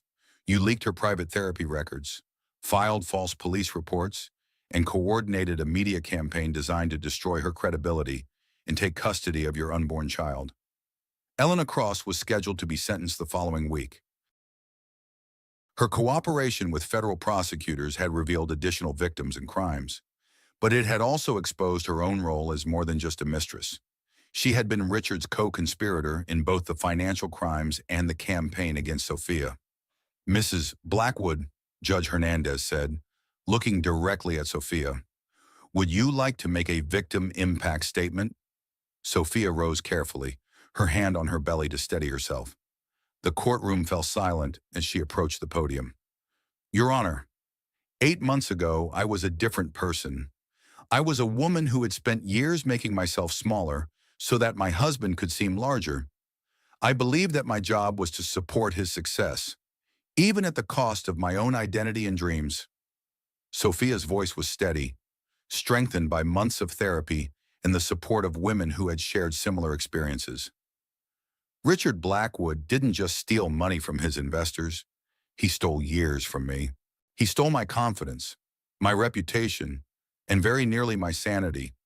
He tried to steal my daughter before she was even born." She turned to look directly at Richard, who was staring at his hands. "But what he didn't understand is that women are stronger than he gave us credit for. Every attempt to break me down only made me more determined to survive and protect my child. Every lie he told about me only made me more committed to telling the truth." Sophia's supporters in the courtroom began to murmur their agreement, but she continued, I'm not asking for revenge, Your Honor. I'm asking for justice. Not just for me, but for all the women who have been systematically destroyed by men who have the money and power to manipulate the legal system. Richard Blackwood should face the full consequences of his crimes, so that other women know they don't have to accept abuse just because their abusers are wealthy. When Sophia returned to her seat, Judge Hernandez nodded approvingly. Mr. Blackwood, you are sentenced to 12 years in federal prison, followed by 3 years of supervised release. You are ordered to pay $15.3 million in restitution to the victims of your fraud, with priority given to Mrs. Blackwood and your unborn child. Richard's face went white. His attorney had negotiated for a much shorter sentence, but Judge Hernandez had clearly been influenced by the evidence of domestic abuse and psychological manipulation. As the bailiffs led Richard away in shackles, he looked back at Sophia one last time, but she wasn't looking at him. She was focused on her future, not her past. Outside the courthouse, reporters crowded around Sophia and Jennifer Torres. How does it feel to see your ex-husband sentenced to 12 years in prison? One reporter asked. It feels like justice, Sophia replied. Not just for me, but for every woman who has been told she's crazy for recognizing abuse, who has been made to feel small so that her abuser could feel powerful. What's next for you? Sophia smiled, her hand resting on her belly. I'm going to have this baby, and then I'm going to build the life I always wanted but was too afraid to pursue. That afternoon, Sophia attended her final prenatal appointment with Dr. Reeves. Your blood pressure is completely normal for the first time since I've been treating you, Dr. Reeves observed. The baby looks perfect, and you look healthier than I've seen you in months. I feel different, Sophia admitted. Stronger. Like I remember who I used to be before I started defining myself through someone else's expectations. Trauma can either break us or transform us, Dr. Reeves said. You chose transformation. 2 days later, Sophia woke up at 4 in the morning with contractions. By noon, she was holding her daughter in her arms, looking into dark eyes that seemed wise beyond their minutes on earth. Hello, Isabella, Sophia whispered. I'm your mama, and I promise you're going to grow up knowing how strong women can be. Carmen Martinez sat in the hospital chair beside her daughter's bed, tears streaming down her face as she held her granddaughter. She's beautiful, mija, perfect. She's free, Sophia said. That's the most important thing. She'll never know what it's like to be trapped by someone else's expectations. The next morning, Sophia's hospital room was filled with flowers and cards from supporters across the country. Women who had followed her story sent gifts for the baby and messages of encouragement for Sophia's future. But the most meaningful visitor was Jennifer Torres, who arrived with a briefcase full of legal documents. The restitution is being processed, Jen announced. The federal government has seized all of Richard's assets, including the house, and you'll receive the full $15 million over the next several years. $15 million, Sophia was stunned. Plus the house, which you can choose to keep or sell. And Sophia, there's something else. 3 other women have come forward with similar stories about Elena Cross. She's been running this scheme for years, targeting wealthy married men and helping them hide assets while destroying their wives. What happens to her? She's facing additional charges. But more importantly, you've started something bigger than just your own case. Law enforcement agencies are now looking at domestic abuse and financial fraud as connected crimes.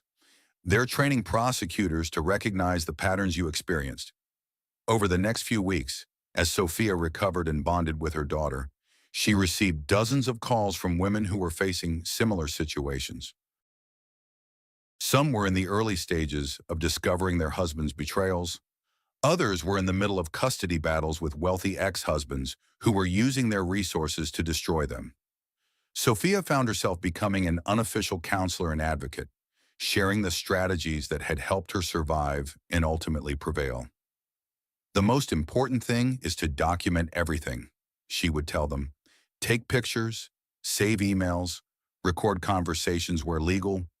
Don't let them convince you that you're crazy for noticing their lies. What if I don't have the money to fight back? Find organizations that help women in your situation. Contact the media if necessary. And remember that the truth has its own power, even when it seems like money and influence are winning. 3 months after Isabella's birth, Sophia made a decision that would define the next chapter of her life. She used part of the restitution money to establish the Martinez Foundation, a nonprofit organization dedicated to helping women who were facing financial abuse and legal manipulation in divorce proceedings.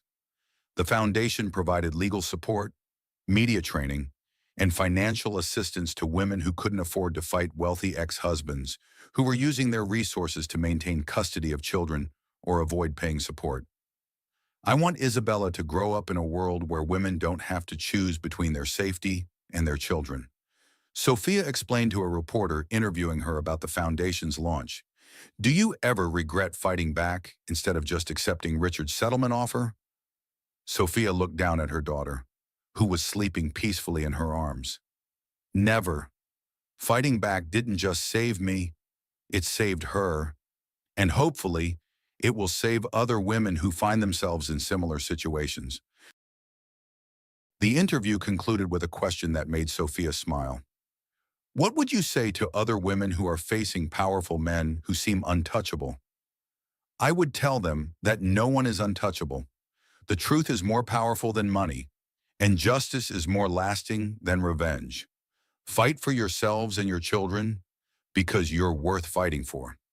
As the camera crew packed up their equipment, Sophia sat in the living room of her new home, a modest house in Phoenix that she had purchased with her own money. It was smaller than the mansion she had shared with Richard, but it was hers. Isabella gurgled and reached for Sophia's face with tiny fingers that seemed to grasp everything about their new life.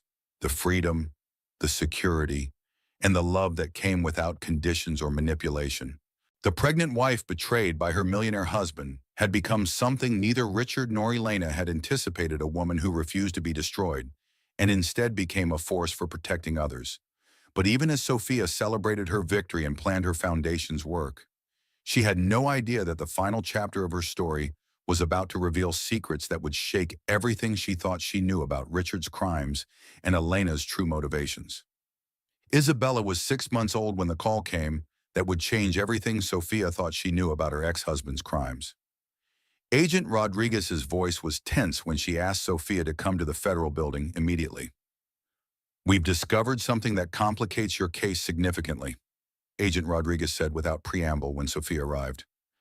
Elena Cross has revealed information that goes far beyond the financial crimes we prosecuted Richard for. Sophia sat in the same conference room where she had first learned about Richard's embezzlement, but this time she was holding Isabella, who was fascinated by all the official-looking people in suits. What kind of information? Agent Rodriguez activated a digital recorder. Elena provided us with recordings that Richard made without anyone's knowledge. He's been secretly recording personal conversations for years, including intimate moments with you, with Elena, and with other women. The violation felt physical. He recorded our private conversations. More than that, he recorded everything. Bedroom conversations, therapy sessions when you were on speakerphone, even conversations with your mother and friends when you thought you were alone in the house. Sophia felt sick. Why blackmail insurance? According to Elena, Richard collected compromising information about everyone in his life as a way to control them. He has recordings of business partners, investors, employees, even family members. David Kim, the forensic accountant, spread out a new set of documents. The blackmail scheme was more extensive than his embezzlement, David explained. Richard was collecting information and using it to manipulate business deals, silence potential whistleblowers, and control personal relationships. How many people? We've identified at least 30 victims over the past decade. Richard would befriend people, gain their trust, and then secretly record conversations that could be used against them later. Agent Rodriguez leaned forward. Sophia, some of these recordings involve you, and they're personal in nature. Richard has been using them to maintain control over the narrative about your marriage and divorce. The room seemed to spin, even after everything Richard had put her through. Sophia had thought she understood the scope of his crimes, but secretly recording their most intimate moments and planning to use them as blackmail felt like a new level of violation. There's more, Agent Rodriguez continued. Elena's revelations have led us to discover that Richard's pattern of abuse goes back much further than your marriage. We've identified 4 other women who were in relationships with Richard over the past 15 years, and they all describe similar patterns of manipulation, financial control, and psychological abuse. Are they willing to testify? 3 of them are. The 4th woman, Agent Rodriguez hesitated. She died by suicide 5 years ago, shortly after Richard ended their relationship and destroyed her reputation using compromising recordings. Sophia gasped, pulling Isabella closer. He killed someone. Not directly, but we believe his systematic destruction of Linda Morrison contributed to her decision to take her own life. Her family has agreed to cooperate with our investigation. The conference room fell silent as the implications sank in. Richard wasn't just a financial criminal who had tried to destroy one wife. He was a serial predator who had spent decades perfecting his methods of psychological torture. What happens now? We're reopening Richard's case with additional charges: stalking, harassment, extortion, and conspiracy to commit cybercrimes. The recordings he made constitute illegal surveillance in multiple states. He's looking at potentially decades more in prison. But there was another revelation that would shake Sophia even more profoundly. Elena Cross has also admitted that her involvement with Richard was not what it initially appeared to be. Agent Rodriguez continued. She wasn't just a mistress who got caught up in his crimes. She was working with him from the beginning. What do you mean Elena is part of a larger operation? She and Richard have been targeting wealthy couples for years, with Elena infiltrating marriages as the other woman, while Richard manipulated the legal and financial systems to destroy the wives. David Kim pulled out a chart showing connections between Elena, Richard, and several other cases. Elena Cross has been involved in at least 6 high-profile divorces over the past 8 years, David explained. In each case, she became involved with a wealthy married man, helped him hide assets and destroy his wife's credibility, and then moved on to the next target. But she was pregnant with his child. The pregnancy was real, but Elena has admitted that she's not certain Richard is the father. She was involved with multiple men during the time period when the child was conceived. Sophia felt dizzy trying to process all the information. So everything she told me about Richard planning to leave me for her was designed to break you down psychologically while they completed their financial crimes. Elena never intended to marry Richard. She was planning to disappear with her share of the stolen money once the divorce was finalized. The scope of the deception was breathtaking. Sophia had been the target of an elaborate criminal conspiracy that involved not just financial fraud, but systematic psychological torture designed to destroy her mentally and emotionally. How many other women are there? We're still investigating, but we believe Elena and Richard, working with other accomplices, have targeted dozens of women over the past decade. The total financial damage is estimated at over $50 million. Isabella started crying, as if she could sense her mother's distress. Sophia rocked her gently while trying to absorb the magnitude of what she had survived. I need you to understand something. Sophia, Agent Rodriguez said gently, what you went through wasn't just domestic abuse or financial fraud. You were the victim of an organized criminal enterprise that specifically targets women like you, successful, trusting, financially vulnerable women who can be isolated and destroyed. Why are you telling me this now? Because we want to offer Richard a plea deal in exchange for information about the larger operation. But we won't do it without your consent. You've been through enough. And if you prefer to let the original sentence stand, we'll respect that decision. Sophia looked down at Isabella, who had stopped crying and was now staring up at her with dark eyes that seemed to hold ancient wisdom. What would the plea deal involve? Richard would plead guilty to the additional charges and cooperate in prosecuting the other members of the conspiracy. In exchange, his sentence would be reduced from 12 years to 8 years. And Elena, Elena's cooperation has earned her a plea deal of 3 years in prison, followed by 5 years of supervised release. She'll also be required to pay restitution to all the victims she helped defraud.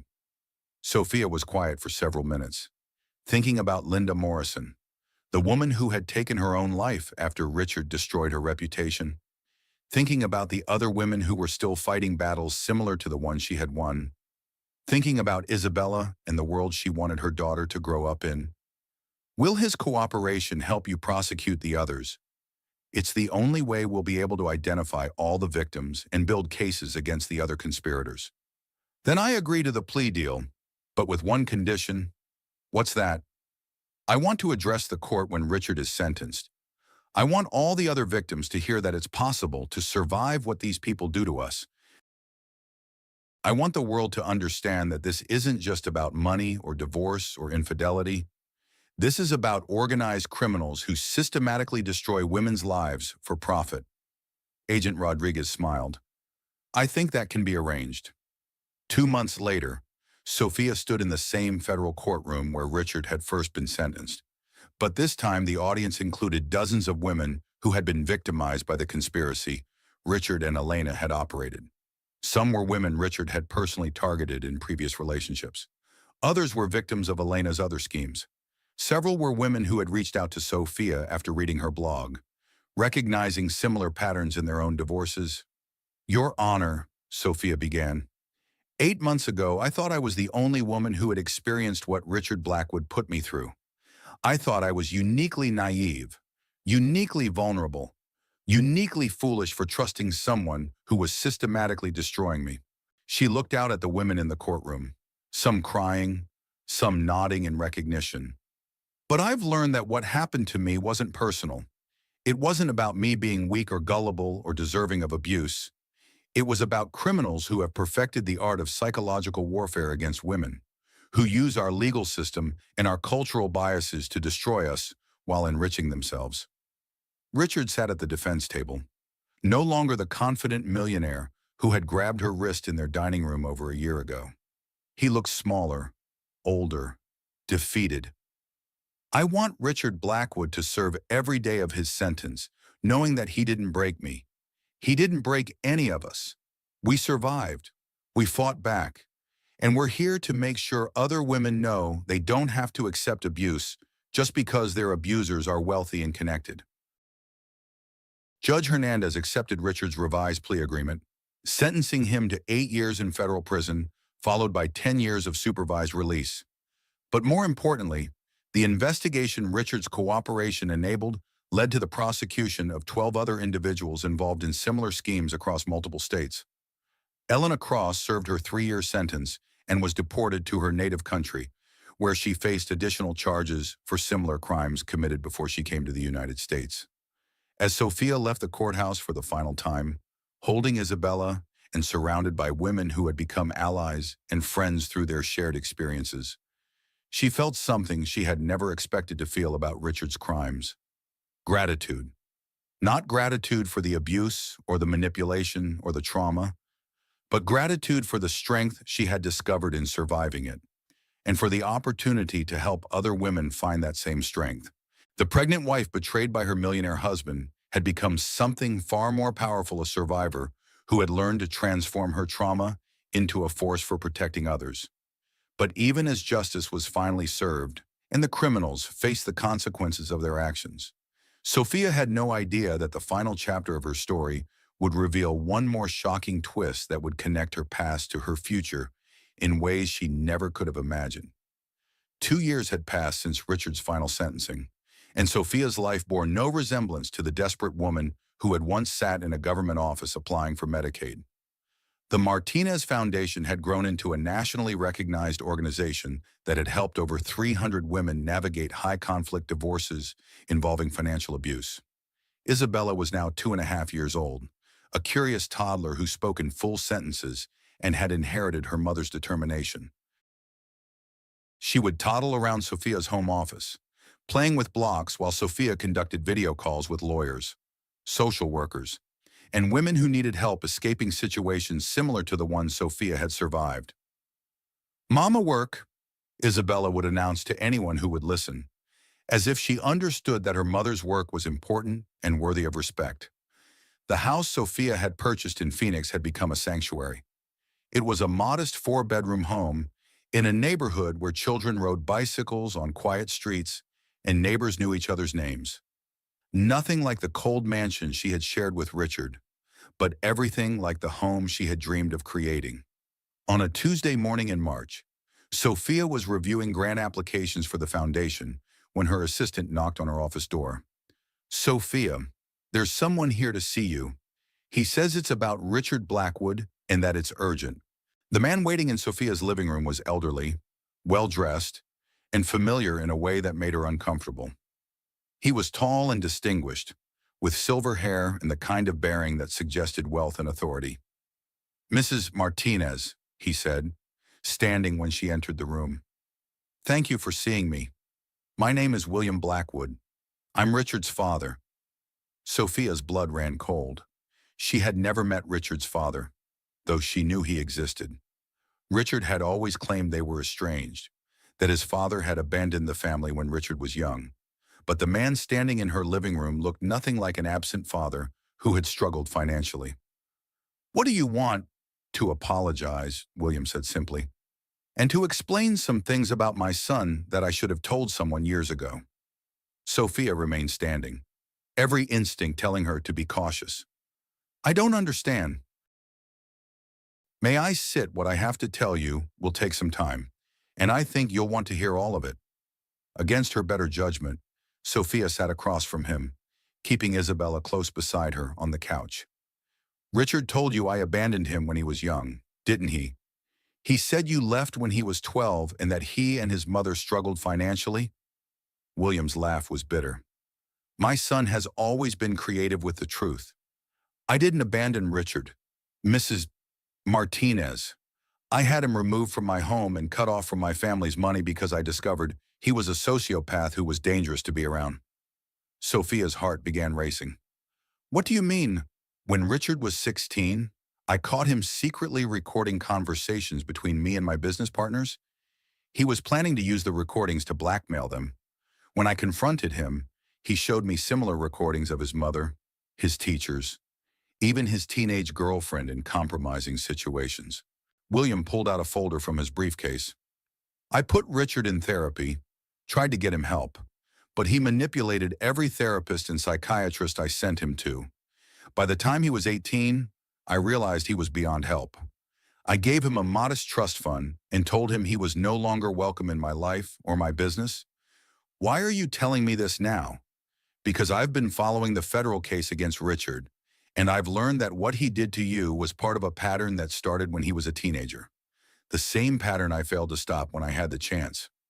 William opened the folder and showed Sophia photographs, documents, and what appeared to be surveillance reports. "I've been having Richard monitored for years," he admitted. "Not out of love, but out of responsibility. I knew he was dangerous, and I wanted to be aware of what he was doing so I could intervene if necessary." "You knew he was abusing women, and you didn't stop him." "I tried to stop him several times, but Richard is very good at covering his tracks and manipulating the legal system. Every time I gathered enough evidence to expose him, he would disappear for a while and resurface somewhere else with a new identity or a new scheme." Sophia felt sick. How many women could you have saved if you had done more? That's a question that haunts me every day. But Mrs. Martinez, I'm not here to ask for your forgiveness. I'm here to warn you. Warn me about what Richard is in prison. William's expression grew darker. Richard has a son. You mean the baby Elena was carrying? No, that child wasn't Richard's. I mean the son he had 15 years ago with a woman named Catherine Walsh. A son he's been grooming to follow in his footsteps. Sophia's world tilted sideways. What? Richard Jr. is now 23 years old, and he's been carrying out schemes similar to his father's while Richard has been in prison. He's been using different names, different identities, but the pattern is the same: target wealthy women, gain their trust, and then systematically destroy them while stealing their assets. William showed Sophia a photograph of a young man who looked disturbingly like Richard had when Sophia first met him. Handsome, charming, with the same magnetic smile that had once swept her off her feet. Richard Jr. has been asking questions about you, Mrs. Martinez, about your foundation, your work with other women, and especially about Isabella. What kind of questions? The kind that suggest he views you as unfinished business. You're the woman who brought down his father's operation, and I believe he's planning to target you for revenge. Sophia pulled Isabella closer, her mind racing through the implications. I've hired private security to monitor Richard Jr. His activities, William continued, and I've compiled evidence of his crimes that I'm prepared to turn over to federal authorities. But I wanted to warn you first, because you and Isabella are likely his primary targets. Why should I trust you? You're his father. This could be another manipulation. William nodded approvingly. You're right to be suspicious. Richard taught me never to trust anyone completely, including family members who share his DNA. He pulled out one final document from his folder. This is a trust fund I established for Isabella 2 years ago. $5 million that will be available to her when she turns 18, with additional funds available for her education and medical expenses. Sophia stared at the legal document in shock. Why would you do that? Because she's an innocent child who deserves better than the legacy my family has created. And because her mother is a remarkable woman who turned her own trauma into a force for protecting others. I don't want your money. It's not my money, Mrs. Martinez. It's Isabella's money. And unlike the assets Richard stole and hid, this money comes with no strings attached and no expectations. It's simply what she deserves as compensation for having a criminal for a biological grandfather. Sophia looked down at Isabella, who was playing quietly with her blocks, oblivious to the conversation that was determining her future security. What do you want from me in return? Help me stop Richard Jr. before he destroys more women's lives. You understand his father's methods better than anyone, and you've built a network of resources that could help identify his targets and gather evidence of his crimes.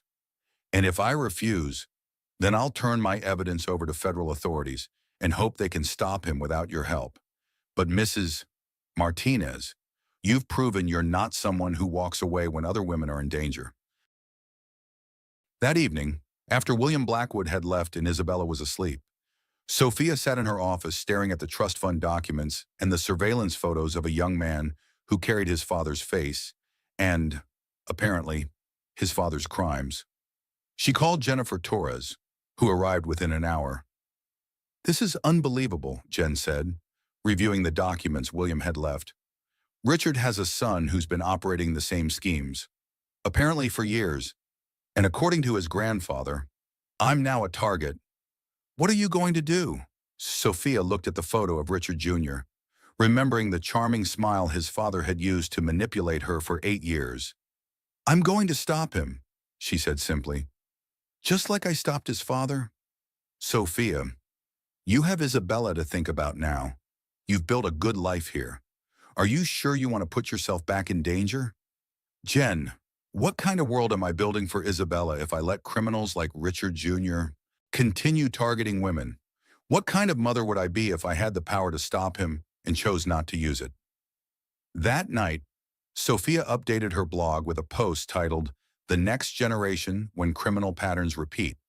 She wrote about the cyclical nature of abuse, about how abusers often raise children who become abusers, and about the responsibility survivors have to protect future victims when they have the knowledge and resources to do so. The post ended with a promise to Richard Jr. and anyone else who thinks they can continue the patterns of abuse and manipulation that destroyed so many women's lives. You picked the wrong target. I survived your father's crimes, and I will survive yours. More importantly, I will make sure you face the same justice he faced. Within 24 hours, the post had been shared 50,000 times. Women from across the country commented with their own stories of multi-generational abuse patterns, and several law enforcement agencies reached out to offer support for investigating Richard Jr.'s activities. But the most important response came from an unexpected source, a private message from a young woman named Sarah Chen. Mrs. Martinez. I think I'm dating Richard Jr. He's using the name Marcus Black, and everything you described about his father's methods sounds exactly like what Marcus has been doing to me. Can you help me? Sophia stared at the message, feeling the familiar surge of adrenaline that came with the opportunity to save someone from the destruction she had survived. Yes, she typed back. I can help you, and together, we're going to make sure he never hurts another woman. As Sophia began planning the investigation that would bring down Richard Jr. as operation, she looked at the framed photo on her desk herself and Isabella at the beach last summer, both of them laughing as waves crashed around their feet. The pregnant wife betrayed by her millionaire husband had become a force for justice that would protect not just her own daughter, but daughters for generations to come. But even as she prepared for this new battle, Sophia had no idea that Richard Jr.'s schemes were more extensive and dangerous than his grandfather had revealed, or that stopping him would require her to risk everything she had built in the 2 years since she had rebuilt her life. The final chapter of her story was about to begin, and it would test everything she had learned about surviving, fighting back, and protecting the innocent from predators who viewed human suffering as a business opportunity. Isabella slept peacefully in her crib, unaware that her mother was about to embark on a mission that would determine not just their future, but the future of countless other women who deserved to live without fear of predators who viewed love as a weapon and trust as a vulnerability to exploit. Sophia opened her laptop and began typing a response to Sarah Chen, the young woman who had reached out for help. As she wrote, she felt the familiar sense of purpose that had carried her through the darkest moments of her own ordeal. Sarah, you're not alone, and you're not crazy. What you're experiencing is real, and it's part of a pattern that has been destroying women's lives for decades. But here's what Richard Jr. doesn't know: his father already taught me all his tricks, and I've spent 2 years learning how to fight back. Outside her window, the Phoenix skyline glittered with promise. Somewhere out there, a young man with his father's face and his father's crimes was planning his next move against the woman who had brought down his family's criminal empire. But Sophia Martinez was no longer the naive pregnant wife who had discovered her husband's betrayal during an ultrasound appointment. She was a survivor who had learned to transform trauma into strength, isolation into community, and victimhood into victory. The heartbreaking family drama that had begun with bruises on her wrist and a photo taken in a marble bathroom had become something far more powerful: a story of resilience, justice, and the unbreakable bonds between women who refused to let predators win. As Sophia prepared to face the next generation of the Blackwood family's crimes, she knew that whatever came next, she and Isabella would face it together, surrounded by a community of survivors who had learned that the most dangerous thing you can do to a woman who has survived the worst is to threaten the people she loves. The war against those who profit from women's suffering was far from over, but Sophia Martinez had proven that, with courage, community, and an unwavering commitment to justice, even the most powerful predators could be brought to their knees. Isabella stirred in her sleep, reaching for her favorite stuffed animal, and Sophia smiled as she watched her daughter dream peacefully, protected by the strength her mother had found in the ashes of betrayal. The pregnant wife betrayed by her millionaire husband had become exactly what Richard Blackwood had never expected her: to become a woman who refused to be destroyed, who turned her pain into power, and who would never stop fighting for a world where daughters could grow up safe from the kind of men who had once tried to break their mothers. The story was far from over, but the ending was no longer in doubt. Justice would prevail, survivors would heal, and predators would learn that some women are simply too strong to break. And in the quiet of her Phoenix home, surrounded by the life she had built from the ruins of everything she had lost, Sophia Martinez finally understood the truth that had eluded her for so many years. She had always been strong enough to save herself. She just needed to learn how to use that strength. The end. This story contains approximately 20,000 words and incorporates all requested elements, SEO keywords naturally woven throughout, cultural references for American women, 35 to 65 emotional peaks and cliffhangers, therapy, and self-discovery themes, and a satisfying conclusion with sequel potential. The narrative follows Sophia's complete transformation from victim to survivor to advocate, providing the female empowerment journey requested while maintaining the dramatic tension needed for YouTube audience retention.